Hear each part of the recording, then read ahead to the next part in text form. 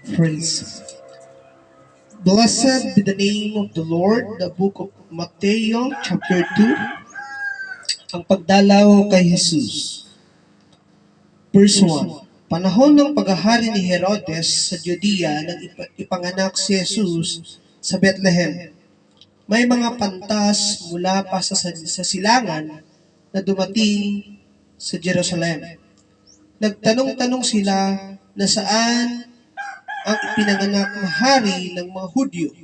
Nakita namin sa silangan ang ganyang bituin, kaya't naparito kami upang siya'y sambahin. Nang mabalitaan ito ni Haring Herodes, siya'y naligalig, gayon din ang buong Jerusalem. Kaya't tinipon ang lahat ng mga punong pari at mga tagapagturo ng kautusan na sila'y tinanong, saan ba isisilang ang Kristo? Tumugon sila, sa Bethlehem po, sapagkat ganito ang isinulat ng propeta, at ikaw, Bethlehem, sa lupain ng Juda, ay hindi pinakahamak sa mga pangunahing bayan ng Juda, sapagkat sa iyo magmumula ang isang pinuno na mamamahala sa aking bayang Israel. Nang mabatid ito, palihim na pinatawag ni Herodes ang mga pantas at inusisa kung kailan lumitaw ang bituin. Pagkatapos sila ay pinapunta niya sa Bethlehem. Sa ganito ang bilin, hanapin ninyo ang ninyong mabuti ang sanggol. Kapag natagpuan ninyo siya, ipagbigay alam agad ninyo sa akin upang ako man ay pumunta roon at sumamba rin sa kanya. Pagkarinig sa bilin ng hari, sila'y nagpatuloy sa paghahanap.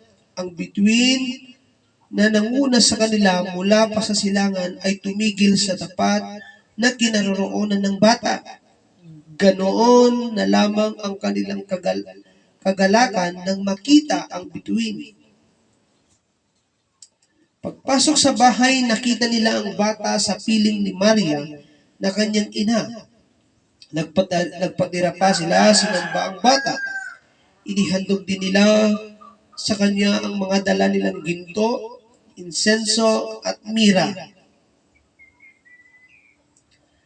Nang papauwi na ang mga pantas, nakatanggap sila ng babala sa pamagitan ng panaginip na huwag nang bumalik kay Herodes, kaya't nag-iba na sila ng daan pauwi. Ang pagtakas papunta sa Ehipto. Pagkalis ng mga pantas, nagpakita kay Jose sa panaginip ang isang anghel ng Panginoon. Sinabi ito sa kanya, bumangon ka at dalhin mo agad sa Ehipto ang iyong mag-ina at huwag kayong aalis doon hanggang hindi ko sinasabi, sapagkat hahanapin ni Herodes ang bata upang patayin. Bumangon nga si Jose at ng gabi ring iyon, dinala niya sa Ehipto ang kanyang mag-ina. Doon sila nanirahan hanggang sa mamatay si Herodes.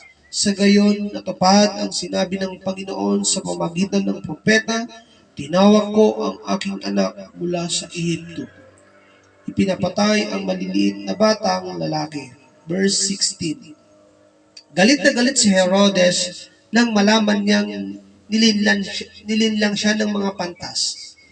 Kaya't ipinapatay niya ang lahat ng batang lalaki sa Bethlehem. Sa palibot nito mula sa gulang 2 taon pababa, batay sa panahong sinabi niya sa kanya ng mga pantas. Sa gayon natupad ang sinabi ni Propeta Jeremias, narinig sa Rama ang isang tinig ng mga pagnanangis at malakas na panaghoy. Tinatangisan ni Raquel ang kanyang mga anak, ayaw niyang paaliw sapagkat patay na sila. Ang pagbalik mula sa Ehipto, verse 19. Pagkamatay ni Herodes, nagpakita kay Jose sa panaginip ang isang anghel ng Panginoon habang siya'y nasa Ehipto. Sinabi sa kanya ng anghel, bumangon ka, dalhin mo na sa Israel ang iyong mag-ina sapagkat patay na ang mga nagtatangka sa buhay ng bata. Kaya't bumangon nga si Jose at dinala sa Israel ang kanyang mag-ina. Ngunit nang mabalitaan niya na naghahari sa Judea si Arkilaw na anak ni Herodes, natakot siyang pumunta roon. At dahil binigyan siya ng babala sa kanyang panaginip, sila ay tumuloy sa Galilea at doon nanirahan sa bayan ng Nazareth. Sa gayon, natupad ang sinabi ng mga propeta, siya'y tatawagin nasa Reno. Blessed be the name of the Lord.